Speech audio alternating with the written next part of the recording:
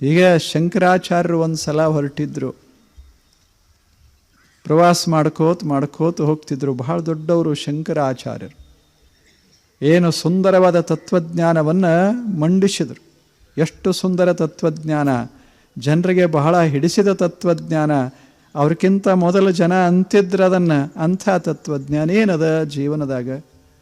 ಜೀವನ ಅಂದ್ರೆ ಒಂದು ಕನಸಪ್ಪ ಅಂತಿದ್ರು ಭಾರತೀಯರೇ. ಹಳ್ಳ್ಯಾಗ ಅಂತಿದ್ರು ಜೀವನೇನು ಬಹಳ ದೊಡ್ಡದಲ್ಲ, ಇದೊಂದು ಕನಸಿದ್ದಂಗೆ, ಹಿಂಗೆ ಕಾಣಿಸ್ತದೆ ಹೋಗೇ ಬಿಡ್ತದೆ. ಇದನ್ನೇ ತಾತ್ವಿಕವಾಗಿ ತತ್ವಬದ್ಧವಾಗಿ ಹೇಳಿದ ಶಂಕರ. ಅಷ್ಟು ಸುಂದರ ತತ್ವಜ್ಞಾನ ಮಂಡಿಸಿದ. ಅದೇನು ಅಂದರೆ ಏನೂ ಅಲ್ಲ. ಶಂಕರ ತತ್ವಜ್ಞಾನ ಅಂದರೆ ಇದೆಲ್ಲ ನೋಡ್ತೇವಲ್ಲ, ಇದೊಂಥರ ಕನಸಿದ್ದಂಗೆ, ಮತ್ತೆಲ್ಲ ಮರೆಯಾಗಿ ಹೋಗ್ತದೆ. ಹೋಗೋದಿಲ್ಲೇನು, ಎಲ್ಲ ಮರೆಯಾಗಿ ಹೋಗ್ತದೆ. ಇನ್ನೊಂದು 100 ವರ್ಷಕ್ಕೆ ಇಲ್ಲಿ ಯಾರು ಇರ್ತಾರೆ? ಇಲ್ಲಿದ್ದವ್ರು ಯಾರ್ಯಾರು ಇರೋದಿಲ್ಲ. ದೊಡ್ಡವರು ಇರೋದಿಲ್ಲ, ಸಣ್ಣವರು ಇರೋದಿಲ್ಲ, ಹೆಣ್ಮಕ್ಳು ಇರೋದಿಲ್ಲ, ಗಂಡ್ಮಕ್ಳು ಇರೋದಿಲ್ಲ, ಭಾಳ ಜಾಣ ಅಂತ ಹೇಳಿದವರು ಇರೋದಿಲ್ಲ. ಶೂನ್ಯ. ಎಲ್ಲಿ ಆದರೂ ಗೊತ್ತಿಲ್ಲ, ಯಾಕೆ ಬಂದಿದ್ರು ಗೊತ್ತಿಲ್ಲ, ಏನೇನು ಮಾಡಿದರು, ಏನೋ ಮಾಡಿದರು, ಹೋಯಿತು, ಎಲ್ಲ ಮರೆಯಾಗಿ ಹೋಯಿತು ಅಷ್ಟೇ. ಎಲ್ಲ ಶೂನ್ಯವಾಗಿ ಈ ತತ್ವಜ್ಞಾನ ಹೇಳಿದವ. ಅಂಥ ಶಂಕರಾಚಾರ್ಯ ಒಂದು ಸಲ ಹೀಗೆ ಹೊರಟಿದ್ದ. ಆತ ಹೋದಲ್ಲೆಲ್ಲ ಸುಮ್ಮನೆ ಜನರನ್ನು ಭೇಟಿಯಾಗಿ ತನ್ನ ಮಾತುಗಳನ್ನು ಆಡ್ತಿದ್ದ. ಬಹಳ ಸುಂದರ ಮಾತುಗಳನ್ನು ಆಡ್ತಿದ್ದ. ಹೀಗೆ ಹೋಗ್ತಾ ಇರುವಾಗ ಒಂದು ಹೊಲದಲ್ಲಿ ಮಧ್ಯದಲ್ಲಿ ಒಂದು ದೊಡ್ಡ ವೃಕ್ಷ, ಮಾವಿನ ವೃಕ್ಷ. ಆ ಮಾವಿನ ವೃಕ್ಷದಲ್ಲಿ ಹಣ್ಣುಗಳು ತುಂಬಿ ನಿಂತಿದ್ದು. ಎಂಥ ಮಸ್ತ ಹಣ್ಣುಗಳು. ಶಂಕರಾದರೆ ಏನಾಯಿತು, ಒಂದು ಹಣ್ಣು ತಿನ್ನಬೇಕು ಅನ್ನಿಸ್ತದೆ. ಭ್ರಮ ಆದರೆ ಏನಾಯಿತು, ಜಗತ್ತೆಲ್ಲ ಸುಳ್ಳಾದರೆ ಏನಾಯಿತು, ಹಣ್ಣು ಒಂದಿಷ್ಟು ತಿನ್ನಬೇಕನ್ನಿಸ್ತು. ಇದು ಜೀವನ ವ್ಯವಹಾರ. ಆತನಿಗೆ ಬಹಳ ಅದನ್ನು ಗಿಡ ನೋಡಿ ಬಹಳ ಸಂತೋಷ ಆಯಿತು. ಅಲ್ಲಿ ಒಬ್ಬ ಮುದುಕ ಕೂತಿದ್ದ. ಅಲ್ಲಿಗೆ ಹೋದ ಶಂಕರ. ಹೋದ ಕೂಡಲೇ ಮುದುಕ ಕರೆದು ಕೂಡಿಸಿ, ಬಹಳ ಸಂತೋಷದಿಂದ ಕರೆದು ಕೂಡಿಸಿ, ಆ ಬಳಿಕ 4 ಹಣ್ಣುಗಳನ್ನು ಕೊಟ್ಟು ತಿನ್ನುವಂದ. ಶಂಕರ್ಗೆ ಎಷ್ಟು ಸಂತೋಷ ಆಗಬೇಡ, ಶಂಕರ್ಗೆ ಎಷ್ಟು ಅದ್ಭುತ ಸಂತೋಷ ಆಗಬಾರದು. ಎಷ್ಟು ಮಸ್ತ್. ಹೀಗೆ ಇದ ಭಾರತೀಯ ಸಂಸ್ಕೃತಿ. ಹೆಸರು ಕೇಳಿಲ್ಲ, ಏನೂ ಕೇಳಿಲ್ಲ, ಹಸದಾವ ಬಂದಾನ ನಮ್ಮಲ್ಲಿ ಹಣ್ಣದ ಅಂತ ಕೊಟ್ಟು ಸಂತೋಷ ಪಡುವಂಥ ಹೃದಯದಲ್ಲ, ಇದಕ್ಕೆ ಸಂಸ್ಕೃತಿ ಅಂತ ಕರೆದರು. ಯಾರತ್ತ ಕೇಳಿಲ್ಲ, ಅವ ಪುಣ್ಯವಂತನೋ ಪಾಪಿಯೋ ಅಂತ ಕೇಳಿಲ್ಲ. ಹಸದಾನಲ್ಲ, ಮುಗೀತು. ಎಂಥ ಮನಸ್ಸು. ನಾವಾದ್ರೆ ಹಂಗಾಗೋದಿಲ್ಲ. ಒಂದು ಹಣ್ಣು ಕೊಟ್ಟರೆ ಎಷ್ಟು ಹಾಳಾತು. ಮಾರುಕಟ್ಟೆ ಬೆಲೆ ಎಷ್ಟು? 20 ರೂಪಾಯಿ. ಅಮೇರಿಕಾದಾಗ ಮಾರಾಟ ಮಾಡಿದ್ರೆ 100 ರೂಪಾಯಿ. ಈ ಮನುಷ್ಯಾಗ 100 ರೂಪಾಯಿ ಸುಮ್ಮನೆ ಯಾಕೆ ಕೊಡೋದು? ಹಣ್ಣಲ್ಲ, 100 ರೂಪಾಯಿ ಉಳಿತಷ್ಟೆ. ನಾವು ಎಲ್ಲವನ್ನ ರೂಪಾಯಿ ಸಂಖ್ಯೆಯಲ್ಲಿ ಎಣಸಕ್ಕೆ ಶುರು ಮಾಡಿದೆವಲ್ಲ, ಜೀವನದ ವೈಭವ ಮರೆಯಾಯ್ತದೆ. ಯಾವುದಕ್ಕೆ ಬೆಲೆ ಕಟ್ಟಕ್ಕಾಗ್ತದೆ ಏನು ಜಗತ್ತಿನಾಗ? ಹಣ್ಣಿಗೆ ಯಾವ ಬೆಲೆ ಕಟ್ಟೋದು? ಯಾರ ಬೆಲೆ ಕಟ್ಟಲಿಕ್ಕೆ ಸಾಧ್ಯ? ಒಂದು ಕಪ್ಪ ನೀರಿನ ಬೆಲೆ ಕಟ್ಟವ್ರು ಯಾರು? ಒಂದು ತುತ್ತು ದಾನದ ಬೆಲೆ ಕಟ್ಟವ್ರು ಯಾರು? ಅದೇ ಒಂದು ಕಪ್ ನೀರ ಇಲ್ಲ, ಜಗತ್ತ ಇಲ್ಲ. ಆ ಹಣ್ಣು ಕೊಡುವಂಥ ಸಂತೋಷವನ್ನು ಯಾವುದು ಕೊಡಬಲ್ಲದು? ಅಂಥದ್ದು ಆ ಮುದುಕ ಅಂಥ ಸುಸಂಸ್ಕೃತ ಕರೆದ, ಕುಡಿಸಿದ, ಹಣ್ಣು ತಿನ್ನಿಸಿದ. ಆ ಬಳಿಕ ಕೇಳ್ದ. ಆ ಬಳಿಕ ನಿಮ್ಮ ಹೆಸರೇನು ಅಂದ. ಯಾವಾಗ? ಮೊದಲ ಅಲ್ಲ, ತನಿಖೆ ಮಾಡಿ ಒಳಗಲ್ಲ, ಸುಮ್ಮನೆ ಕರೆದು ಕೂಡಿಸಿ ಎಲ್ಲ ಆದ ಬಳಿಕ ನಿಮ್ಮ ಹೆಸರೇನು ಅಂದ. ಆವಾಗ ಶಂಕರ ಹೇಳಿದರು, ಆಚಾರ್ಯ ಶಂಕರ ಅಂದ. ಗಾಬರಿ ಆದ ಮುದುಕ. ಕೇಳಿದ್ದೆ ನಾನು ನಿನ್ನ ಹೆಸರ, ಸಿಕ್ಕ ಭಾಳ ಚಲೋ ಆಯಿತು ಅಂದ. ನೀನು ಬಹಳ ದೊಡ್ಡ ಜ್ಞಾನಿ ಅಂತ ಕೇಳಿದ್ದೆ, ಆದರೆ ನೀನು ಭೇಟಿ ಆಗಬೇಕು ಅಂತ ಒಂದಿಷ್ಟು ಇಚ್ಛಾ ಇತ್ತು ನನಗೆ. ವರ್ಷಗಳ ಕಾಲ ಇಚ್ಛೆಯನ್ನು ಅಲ್ಲಿ ಉಳಿಸಿಕೊಂಡು ಬಂದೇನೆ. ನಿನ್ನ ಹೆಸರು ಬಹಳ ಕೇಳಿದ್ದೇನೆ, ಪರಮತತ್ವಜ್ಞಾನಿ, ನಿನ್ನ ಕಂಡ್ರೆ ಸಾಕು ಮುಕ್ತನಾಗ್ತಾನ ಮನುಷ್ಯ, ಮನಸ್ಸು ಸ್ವಸ್ಥ ಆಗ್ತದಂತ ಕೇಳಿದ್ದೇನೆ. ಹೇಳು ಹೇಳು, ನನಗೂ ಒಂದಿಷ್ಟು ಉಪದೇಶ ಮಾಡು. ಆವಾಗ ಶಂಕರಂದ, ಏನು ಉಪದೇಶ ಮಾಡಬೇಕು ನಿನಗೆ ಅಂದ. ಆವಾಗ ಆತ ಹೇಳ್ತಾನೆ, ಏನು ಉಪದೇಶ ಮಾಡಿದರೆ ನಾನು ಪರಮ ಶಾಂತಿಯನ್ನು ಅನುಭವಿಸ್ತೇನೆ ಅದನ್ನು ಉಪದೇಶ ಮಾಡು ಅಂದ.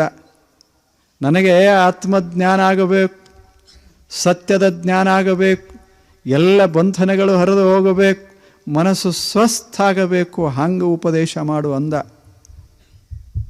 ಆದರೆ ಉಪದೇಶ ಮಾಡಬೇಕಾದ್ರೆ ಅನೇಕ ರೀತಿ ನೀತಿಗಳು ಮತ್ತು ವಿಧಾನಗಳು.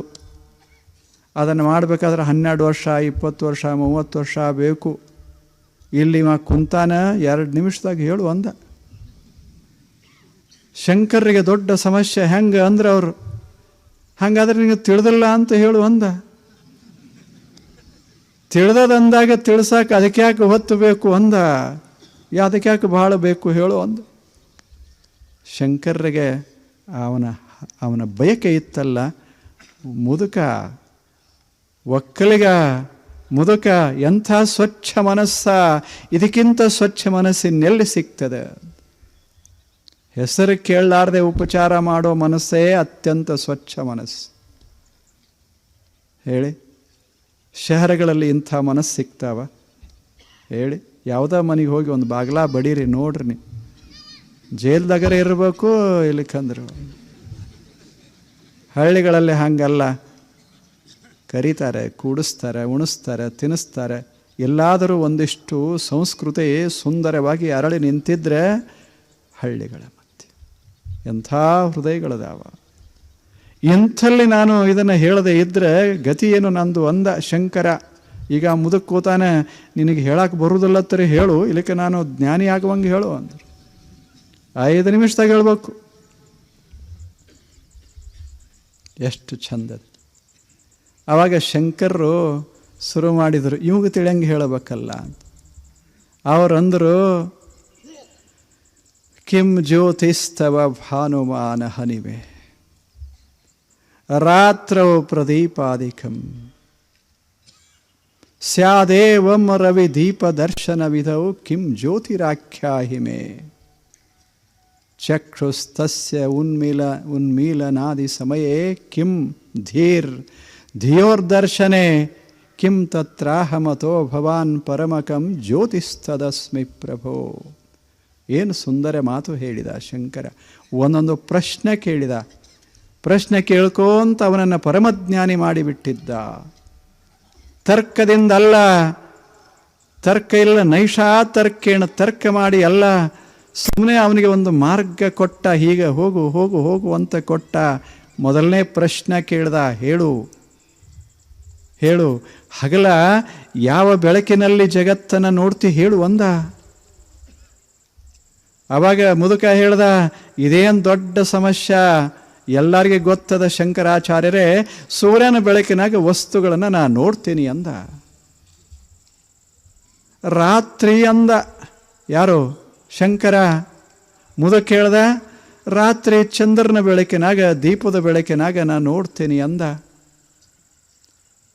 ಅವಾಗ 3ನೇ ಪ್ರಶ್ನೆ ಕೇಳ್ದ, ಮತ್ತು ಈ ಬೆಳಕು ಯಾವಾಗ ಬೆಳಕಿನಾಗ ನೋಡ್ತಿ? ಬೆಳಕು ಸೂರ್ಯನ ನೋಡ್ತೀಯಲ್ಲ, ದೀಪ ನೋಡ್ತೀಯಲ್ಲ, ಇವೆಲ್ಲ ನೋಡ್ತೀಯಲ್ಲ, ಇದನ್ನು ಹೆಂಗೆ ನೋಡ್ತಿ ಅಂದ. ಕಣ್ಲೆ ನೋಡ್ತೀನಿ ಅಂದ. ಇದೇನು ದೊಡ್ಡ ಮಾತು, ಕಣ್ಲೆ ಇದನ್ನು ನೋಡ್ತೀನಿ ಅಂದ. ಅವಾಗ ಅವ ಹೇಳ್ದ, ಪ್ರಶ್ನೆ ಕಣ್ಣು ಮುಚ್ಚದಾಗ ನಿನ್ನ ಮನಸ್ಸಿನಾಗ ಸೂರ್ಯ ಮೂಡ್ತಾನಲ್ಲ, ಚಂದ್ರ ಮೂಡ್ತಾನೆ, ಬೆಳಕ ಹರಿತದೆ, ಒಳಗಿರೋದೆಲ್ಲ ಕಾಣಕ್ಕೆ ಶುರುವಾಗ್ತದೆ, ಸುಖ ಕಾಣ್ತದೆ, ದುಃಖ ಕಾಣ್ತದೆ, ಅದ್ಯಾವ ಬೆಳಕಿನಾಗ ಅಂದ. ಆವಾಗ ಮುದುಕ ಸ್ವಲ್ಪ ನಿಂತ. ಇಲ್ಲಿ ತನಕ ಭಾಳ ಜೋರಾಗೆ ಬಂದ. ಸೂರ್ಯನ ಬೆಳಕಿನಾಗ ಹೊರ ಜಗತ್ತ, ಚಂದ್ರನ ಬೆಳಕಿನಾಗ ರಾತ್ರಿ ಜಗತ್ತ. ಆ ಬೆಳಕಿ ಎರಡನ್ನ ನೋಡಲಿಕ್ಕೆ ಒಂದಿಷ್ಟು ಕಣ್ಣ. ಆದರೆ ಕಣ್ಣು ಮುಚ್ಚಿದಾಗ ಒಳಗೆ ಕಾಣಿಸ್ತದಲ್ಲ, ನಿಮ್ಮ ಮನೆ ನಿಮಗೆ ಕಾಣಿಸೋದಿಲ್ಲ, ಹೊಲ ಕಾಣೋದಿಲ್ಲೇನು, ಹಣ ಕಾಣೋದಿಲ್ಲೇನು, ಎಲ್ಲ ಕಾಣಕ್ಕೆ ಶುರುವಾಗ್ತದೆ. ಹಿಂಗೆ ನಾ ಅಂದ ಕೂಡಲೇ ಈಗ ಮನಸ್ಸಿನಾಗೆಲ್ಲ ಅವರೇ, ಹೆಂಡತಿ ಮಕ್ಕಳು ಅವರು ಇವರು ಎಲ್ಲ ತುಂಬ ಕಾಣೋದಿಲ್ಲೇನು, ಎಲ್ಲ ಕಾಣಿಸ್ತದೆ. ಇದು ಯಾವ ಬೆಳಕಿನಾಗ ಅಂದ? ಬೆಳಕಿರದೆ ಕಾಣಿಸ್ತದೇನು ಅಂದ?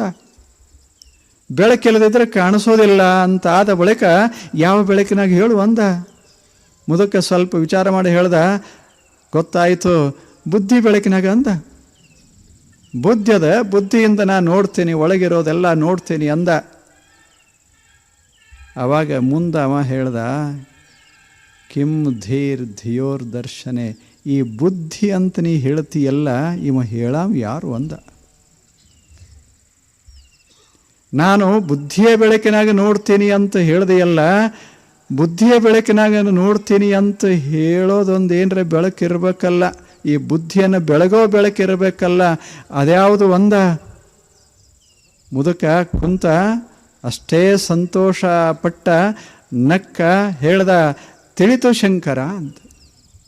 ಏನು? ನಾನೇ ಬೆಳಕ ಅಂತ.